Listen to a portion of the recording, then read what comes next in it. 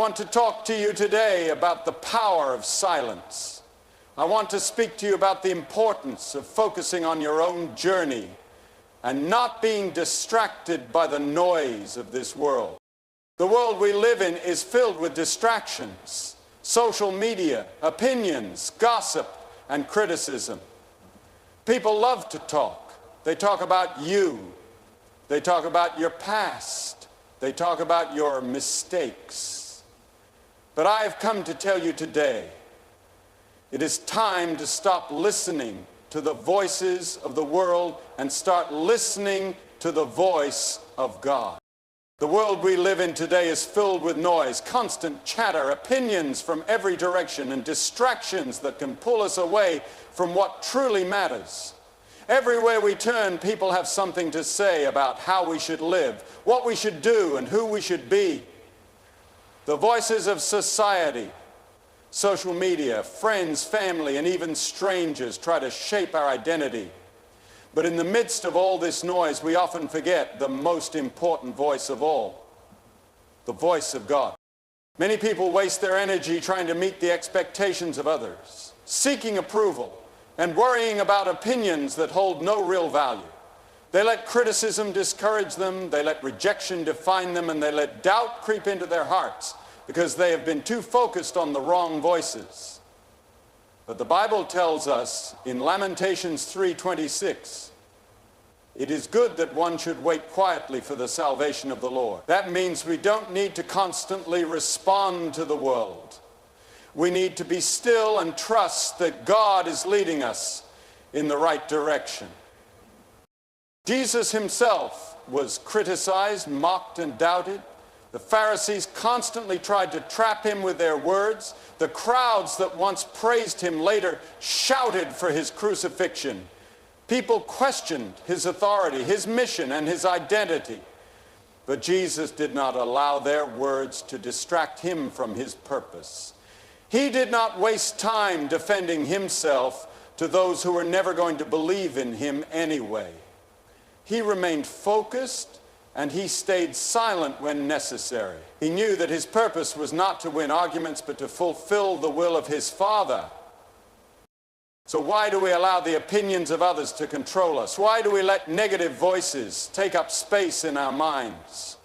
The more we listen to the noise of the world, the more we lose sight of who we are in Christ. Instead of looking outward for validation, we must look upward for direction. God has already called you, chosen, redeemed, and loved.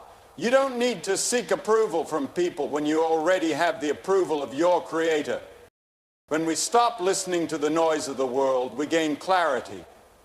We stop second-guessing ourselves. We stop feeling the need to explain every decision. We stop wasting time on things that don't matter and start focusing on what does: our purpose, our faith, and our growth. There is freedom in silence.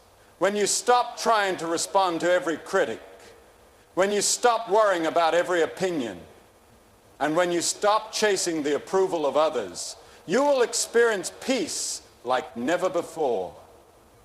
You will hear God's voice more clearly, and you will move forward with confidence, knowing that He is leading the way. So today, make a decision. Stop listening to the noise. Start listening to God, and focus on the path He has set before you. The world will always have something to say, but only one voice truly matters: the voice of the one who created you. You don't have to prove yourself to anyone. Too many people go through life feeling the need to explain themselves, defend their actions, or justify their choices to others. They feel pressured to meet the expectations of society, friends, family, or even strangers. But the truth is, no matter what you do, there will always be someone who doesn't understand you, doesn't support you, or doesn't believe in you. And that's okay. Your purpose is not to convince people of your worth. Your purpose is to walk in the calling that God has placed on your life. Jesus himself faced constant criticism. The religious leaders doubted him. The people questioned him. And even his own disciples sometimes struggled to fully grasp his mission. Yet Jesus never felt the need to prove himself to anyone. He didn't waste time arguing with those who refused to believe. He didn't try to convince the Pharisees that he was the Son of God. He simply stayed focused on his mission. When they mocked him, he remained silent. When they accused him falsely, he let his actions speak for themselves. His miracles, his love, his sacrifice, these things spoke louder than any words ever could. Many people struggle with self-doubt because they are too focused on what others think of them. They live for the approval of people instead of the approval of God. But Galatians 1:10 says, am I now trying to win the approval of human beings or of God? Or am I trying to please people? If I were still trying to please people, I would not be a servant of Christ. When you understand that you don't have to prove yourself to anyone, you will walk in freedom. You will no longer feel the need to explain why you are making certain decisions, why you are growing, why you are changing, or why you are choosing to follow God's plan for your life. People may not understand you. They may not support you. But their understanding is not required for your success. Some of the most powerful moments in life happen in silence. When you stop trying to prove yourself, when you stop chasing validation, and when you simply focus on doing what God has called you to do, the results will speak for themselves. Your growth will be your proof. Your success will be your answer. Your life will be the testimony. Nehemiah was building a wall when his enemies tried to distract him. They called out to him, trying to get him to come down and argue. But Nehemiah responded in Nehemiah 6:03, I am doing a great work, and I cannot come down. That needs to be your mindset. You are doing a great work in your life. You are growing, changing, and stepping into God's purpose for you. Do not come down to argue with people who don't matter. Stay focused, stay silent, and let your life be the proof of God's hand upon you. Focusing on your own growth is one of the most important things you can do in life. Too many people spend their time looking at what others are doing instead of working on themselves. They compare their journey, their success, and their progress with those around them. But the truth is, comparison is a distraction. It steals your joy, wastes your time, and keeps you from becoming the person God has called you to be. God has a unique plan for your life. He did not create you to follow someone else's path or to live according to someone else's timeline. Galatians 6:04 says, let each one examine his own work, and then he will have reason for boasting in himself alone and not in someone else. In other words, focus on what God is doing in your life. Your journey is different from anyone else's. And when you compare yourself to others, you lose sight of the blessings God has placed before you. One of the biggest traps in life is constantly measuring yourself against others. You see someone who is more successful and you feel like you're falling behind. You see someone who seems to have it all together and you start to doubt yourself. But what you don't realize is that everyone has their own struggles, their own challenges, and their own process. Just because someone else is ahead of you doesn't mean you are behind. Just because someone else's life looks perfect doesn't mean they don't have battles you can't see. The only person you should be competing with is who you were yesterday. Are you growing? Are you becoming wiser? Are you becoming stronger? These are the things that matter. When you focus on your own growth, you will stop worrying about what everyone else is doing, and you will start making real progress in your own life. Look at the story of David. When David was a shepherd boy, his brothers were out fighting in the army. They had the experience, the training, and the approval of men.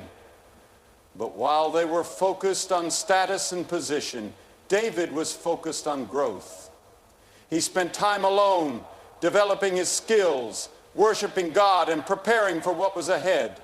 He didn't compare himself to his brothers. He didn't try to be like them. He stayed focused on his own journey, and when the time came, he was ready to defeat Goliath. That's what happens when you focus on yourself. God prepares you in ways that others can't see. You may not be where you want to be yet, but if you keep working, keep growing, and keep trusting God, your time will come. Stop looking at others. Stop comparing and stop competing. God is working in your life, and if you stay focused on your growth, you will step into the blessings He has prepared for you. Distractions are one of the enemy's greatest weapons against your purpose. The moment you decide to grow, the moment you choose to focus on your goals, distractions will come. They come in the form of negativity, unnecessary drama, the opinions of others, and even self-doubt. But if you allow these distractions to take your focus, you will never reach the destiny God has planned for you. The enemy doesn't have to destroy you, he just has to distract you. If he can get you to waste your time on meaningless arguments, if he can make you doubt yourself, if he can fill your mind with worry about what others think, then he has already won. That's why you must be intentional about ignoring the things that don't matter. Proverbs 4:25 through 27 says, "Let your eyes look straight ahead, fix your gaze directly before you. Give careful thought to the paths for your feet, and be steadfast in all your ways. Do not turn to the right or the left. Keep your foot from evil." When Nehemiah was rebuilding the wall of Jerusalem, his enemies tried to stop him. They sent messages trying to get him to come down and argue. They spread lies and tried to make him afraid. But Nehemiah did not let their distractions pull him away from his mission. He responded in Nehemiah 6:03, "I am doing a great work, and I cannot come down." That needs to be your attitude in life. You are doing a great work. You are growing, improving, and stepping into the purpose God has for you. You do not have time for distractions. You do not have time for negative people. You do not have time for useless drama. You cannot come down. Some people will try to pull you into their problems. They will try to get you to fight battles that don't belong to you. They will try to make you prove yourself to them. But you don't need to fight every battle. You don't need to respond to every insult. You don't need to explain yourself to everyone. Your time and energy are too valuable to waste on things that don't matter. Look at Jesus. He knew his purpose. He knew his mission, and he refused to be distracted. The Pharisees tried to trap him with words. The people questioned his authority. The crowds misunderstood him. But Jesus never lost focus. He kept his eyes on the mission his Father had given him, and nothing could pull him away from it.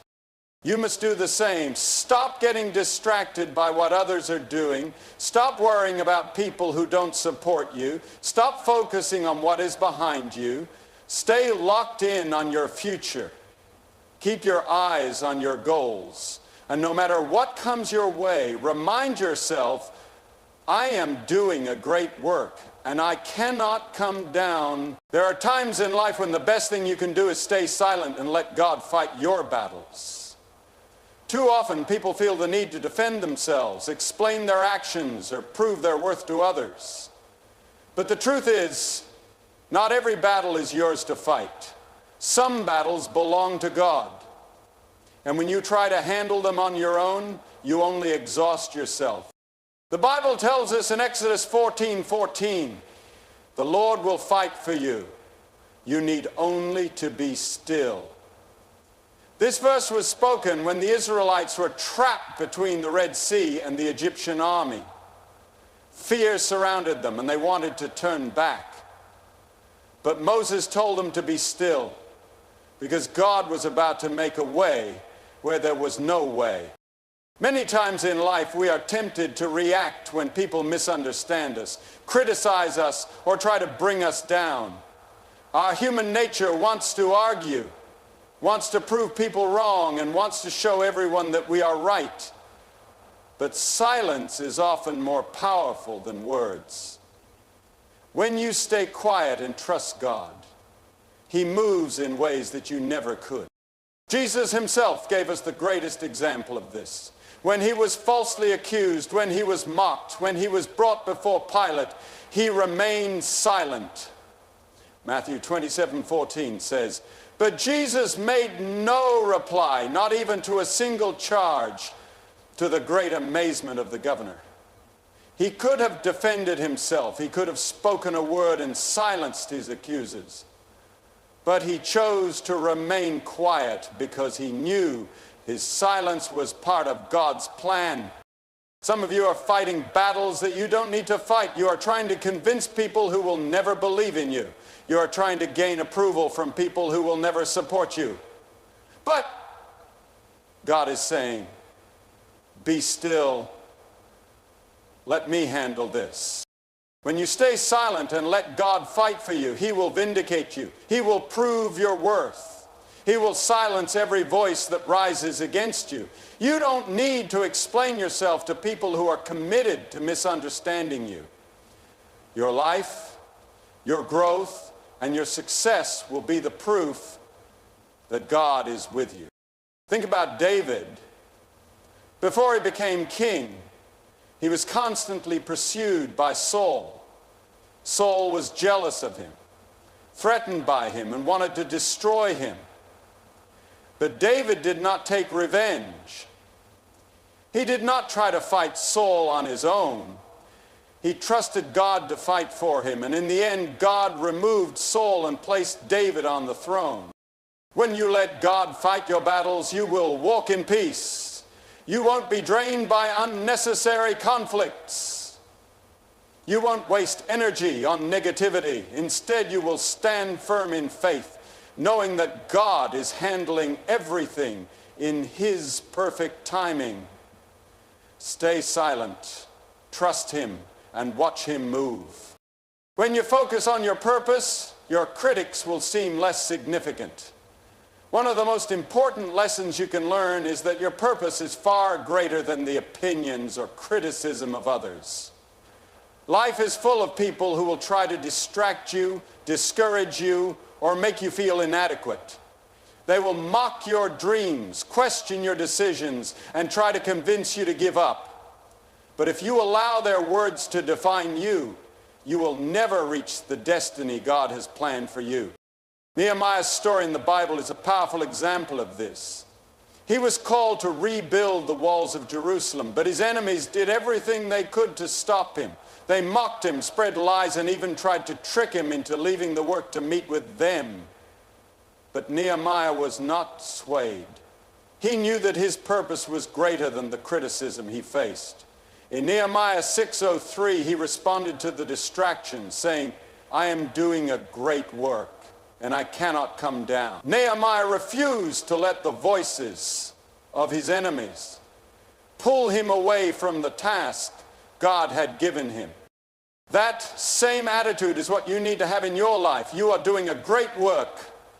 God is working in you, and He has called you to a purpose that only you can fulfill.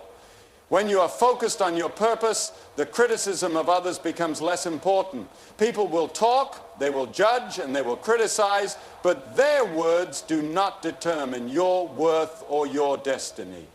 God's calling for your life is greater than any opinion or obstacle. One of the dangers of focusing on your critics is that it can cause you to lose sight of your own calling. If you're constantly looking around at what others are doing or worrying about how others view you, you become distracted. God has a unique plan for you, and comparing yourself to others will only hinder your progress. Remember that your journey is different, and your purpose is not to be like someone else, but to be the person God created you to be. Think about Jesus. He faced relentless criticism from the religious leaders, the crowds, and even his own disciples. They didn't understand his mission, and they doubted his authority, yet he remained focused. He never allowed the opinions of others to derail his purpose. Jesus knew his purpose was greater than any criticism he would face. And because he stayed focused on the mission, he fulfilled the will of God and changed the world forever. In the same way, when you keep your eyes on your purpose, the opinions of others fade into the background. You stop needing validation from people who will never see your true worth. You stop explaining yourself to people who don't understand your calling. And you stop allowing negativity to stop your progress. Today I challenge you to say, like Nehemiah, I am doing a great work and I cannot come down. Your purpose is worth more than the distractions. Stay focused, keep moving forward, and trust that God will lead you through every challenge. Your critics will fade, but your purpose will remain. And in the end, it is your purpose, not their words, that will define your legacy. There are moments in life when the most powerful response you can give is no response at all. Silence is not weakness, but strength. It is a deliberate choice to focus on the bigger picture and trust that the work you are doing will speak louder than any words could. In a world that thrives on noise, whether it's the constant stream of opinions from others or the pressure to prove yourself, there is incredible power in knowing when to stay silent. One of the most profound examples of the strength found in silence is seen in the life of Jesus Christ. As he stood trial before Pilate, he was accused of many things. The people demanded his crucifixion. But despite all the false accusations and criticism, Jesus remained silent. In Matthew 27:14, we read, "But Jesus made no reply, not even to a single charge, to the great amazement of the governor." This wasn't a moment of weakness or passivity. It was a powerful display of trust in God's plan. Jesus knew that his mission wasn't to defend himself or argue with those who didn't understand him. His purpose was to fulfill the will of his Father. By staying silent, he allowed God's plan to unfold. And he demonstrated that sometimes God's will is best accomplished not by fighting back, but by trusting him completely. There are times in our lives when we are faced with criticism, misunderstanding, or even outright attacks from others. It's in these moments that we are faced with a choice. We can either respond out of our own strength, defending ourselves, or we can choose to remain silent and allow God to fight our battles. Silence can often speak louder than any words ever could. It is in these moments of silence that God's power becomes evident. When you choose to stay quiet in the face of unjust accusations or attacks, you are placing your trust in God's ability to vindicate you. You are declaring that his judgment matters more than any opinion or perspective that others may have. Many of us struggle with the urge to explain ourselves or justify our actions when others don't understand us. It's a natural desire to want people to know our heart, to want them to see our intentions clearly. But Jesus showed us that we don't need to defend ourselves to every critic. There is strength in remaining silent and letting our actions speak for themselves. The reality is, some people will never understand you, no matter how much you explain yourself. They will misinterpret your intentions, twist your words, or judge you based on their own limited perspective. But God sees your heart. He knows your motives, and he is the one who will bring clarity to the truth. Trusting in his ability to fight for you is an act of faith, one that frees you from the burden of defending yourself. In addition to silence, there is also power in staying focused on your purpose. When you know your mission, when you understand the work God has set before you, nothing can distract you from it. Jesus knew his mission was to bring salvation to the world, and he remained focused on that purpose despite all the distractions around him. He didn't let the crowds distract him, and he didn't let the opinions of the Pharisees pull him off course. He kept his eyes on the prize, and because of his unwavering focus, he was able to accomplish his purpose. The same is true for us. When we are focused on the calling God has placed on our lives, distractions become less significant. People will try to pull us away from our purpose. They will try to get us to argue, to fight, to prove ourselves. But when we remain focused on what God has called us to do, we can ignore those distractions and continue to move forward. Your purpose is greater than any distraction, and when you stay focused on it, the distractions will lose their power. But this focus also requires patience. Too often we want immediate results. We want people to understand us right away. We want to see the fruits of our labor without delay. But God's timing is perfect, and sometimes the greatest growth comes in seasons of waiting. It is in those moments of silence and focus that God is preparing us for something greater. Your silence does not mean inactivity. It means you are allowing God to work behind the scenes, even when you can't see it. At the same time, there is something incredibly freeing about not having to explain yourself to others. When we stop trying to justify every decision, every move, we are freeing ourselves from the opinions of the world. The more you seek validation from others, the more you give them power over your peace. But when you focus on your purpose and stay silent in the face of criticism, you take that power back. God's approval is the only one that matters. There's a certain peace that comes from staying focused on your purpose and not letting distractions get in the way. You can live your life knowing that God has a plan for you and that He is working in you even when you can't see it. Silence becomes a tool of trust, allowing you to rest in God's sovereignty and trust that He is working things out for your good.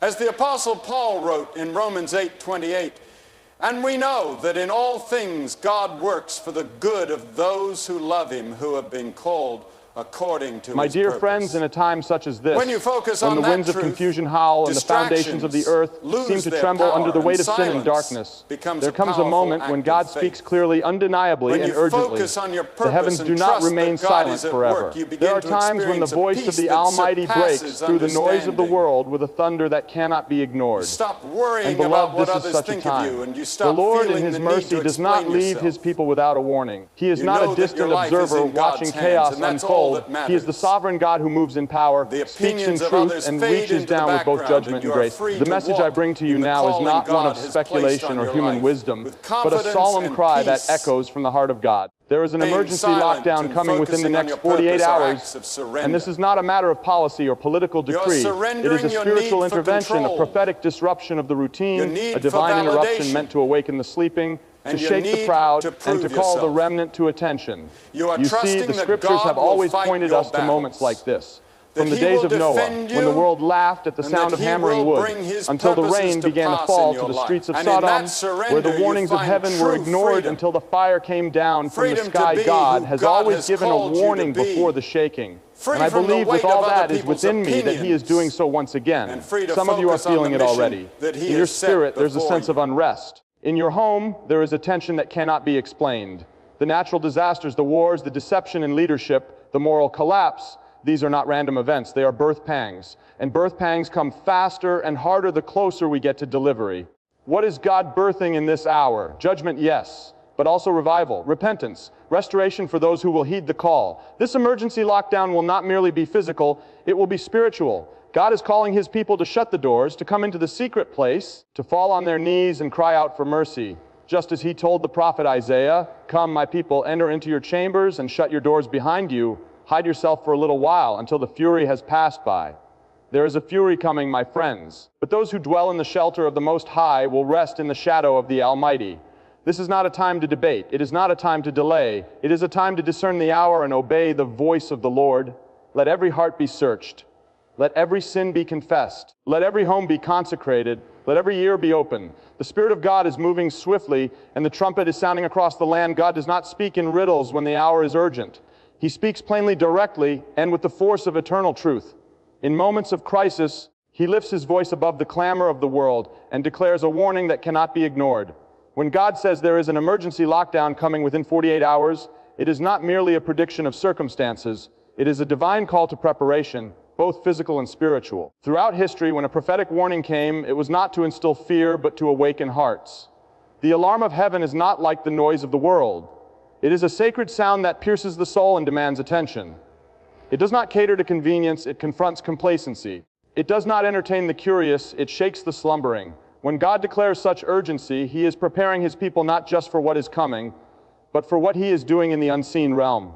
The lockdown is not about restriction, it is about protection. Just as the Israelites were instructed to stay inside during the Passover, painting their doorposts with the blood of the Lamb, God is calling His people to shut themselves in, not out of panic, but out of purpose. He is sanctifying a moment in time where distractions must cease, and the voice of the Lord must be sought with trembling and reverence. The world may see it as chaos or coincidence, but the people of God must see it as consecration. There is a shaking coming that will reveal what is truly built on the rock and what is built on sand. The shaking is not God's wrath for the sake of destruction. It is His mercy seeking to tear down idols and awaken the hearts of men before it is too late. The emergency is not just what is happening around us, it is what is happening within us. The danger is not simply in the streets or in the news headlines.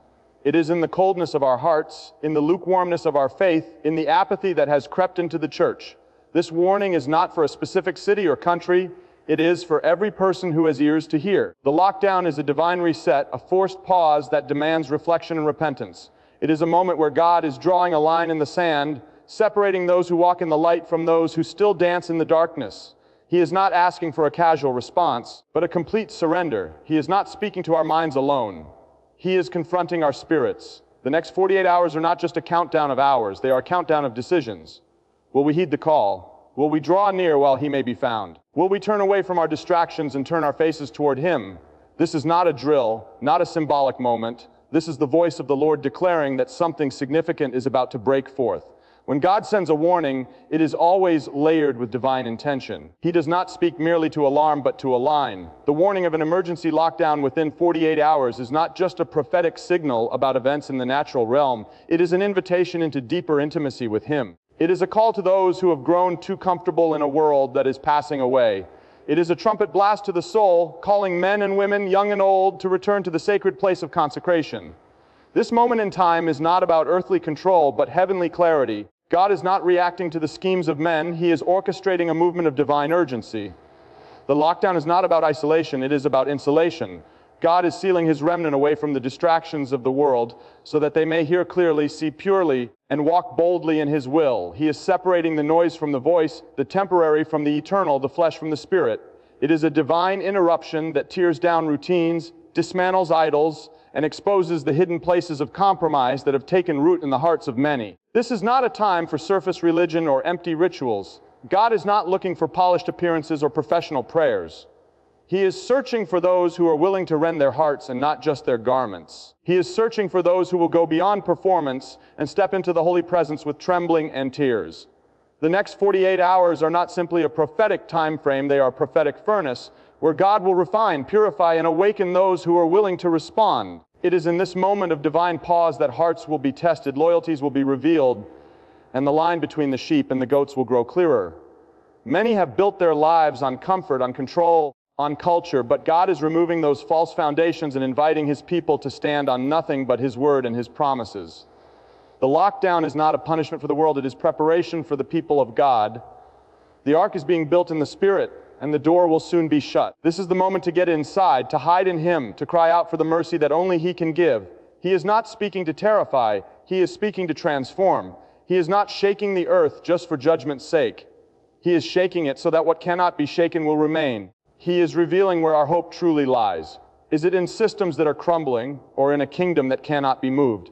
The urgency is real, but so is the mercy. The call is clear, but so is the cost. The Spirit of the Lord is stirring hearts, unsettling the proud, and comforting the humble. This is not the end, but it is a turning point, a divine intersection where choices must be made in the secret place where surrender becomes the only safe response. There is a heaviness in the air that cannot be explained by natural means. It is not the pressure of politics or the weight of economic uncertainty. It is the trembling of the Spirit as heaven presses close to earth. When God warns of an emergency lockdown in the next 48 hours, it is because something is shifting in the spiritual realm, and that shift will touch the physical world. God does not operate on human schedules or timelines. He moves according to his divine purpose. And when he speaks suddenly, it is to those who have ears to hear and hearts willing to respond. The lockdown is not just an event, it is a divine message. It is a line drawn by the hand of God saying, "This far and no further." It is the moment when mercy and judgment walk side by side, when the call to repentance becomes louder than the distractions that have dulled the ears of many. This is a moment of divine separation.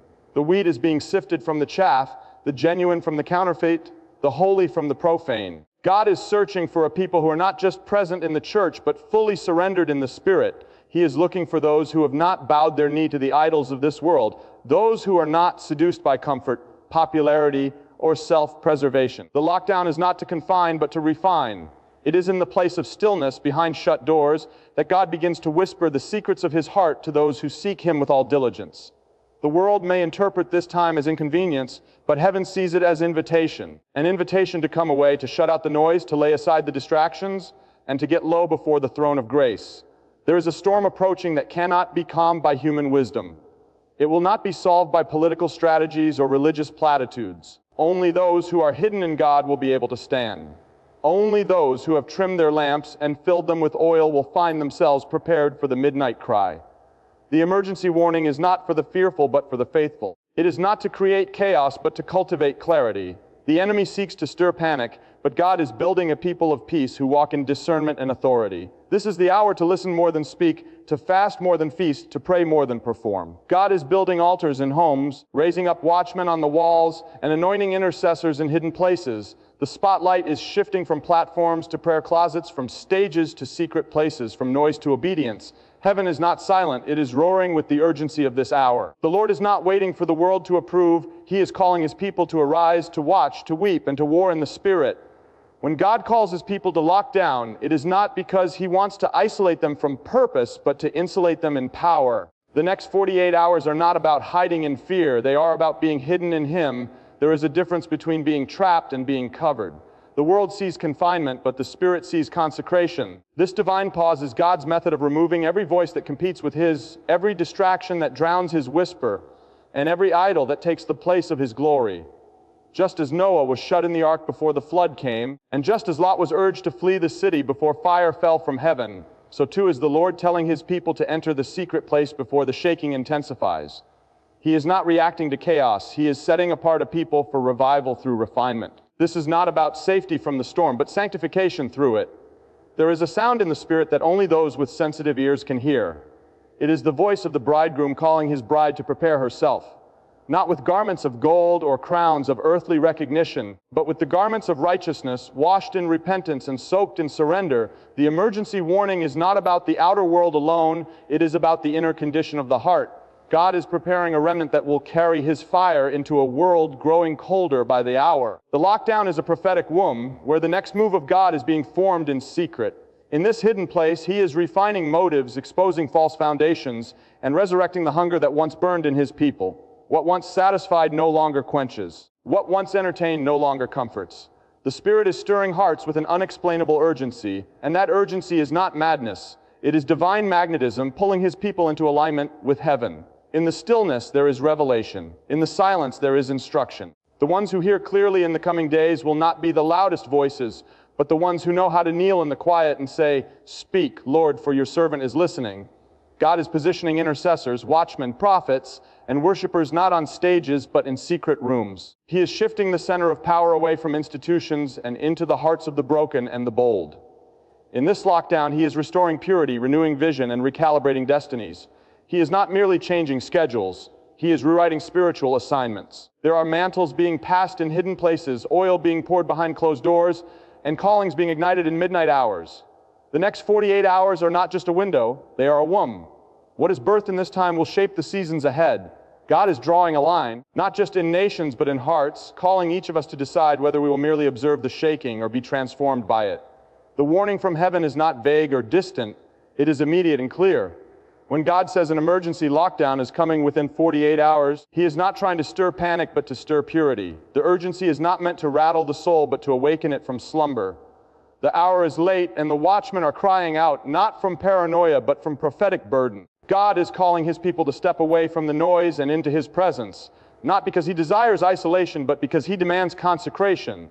There is a deep work He longs to do, but it cannot be accomplished in the rush of routine or the comfort of compromise. He is calling for stillness, for silence, for sanctification.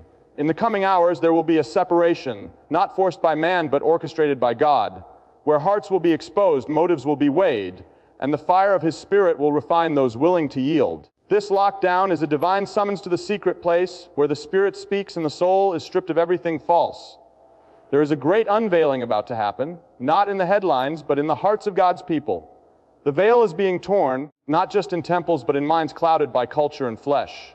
God is preparing vessels that will not crack under pressure because they have been molded in the fire of quiet obedience. This moment is not a detour, it is destiny. It is in these sealed-off moments that God has historically raised up deliverers, prophets, revivalists, and intercessors. Moses was hidden before he led. Elijah was isolated before he called down fire. Paul was set apart before he turned the world upside down. There is a divine pattern to preparation, and it always begins in the hidden place. In this lockdown, God is not only closing doors, He is opening eyes. The spiritual blindness that has plagued many is being removed, not through sermons alone, but through sacred silence. The idols of influence, entertainment, and self have dominated hearts for too long, and now the Spirit is moving like a surgeon, cutting away what does not belong. There is no more time to delay. There is no more space for indecision. The hour demands urgency, clarity, and surrender. The oil is being distributed not to the popular, but to the prepared.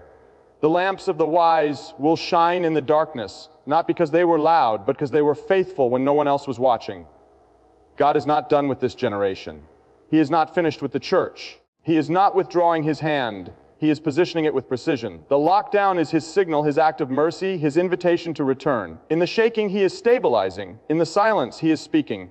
In the urgency, He is unfolding purpose. What the world sees as pause, heaven sees as preparation. The divine clock is ticking, and every second carries eternal weight. God is not waiting for approval. He is moving with holy resolve.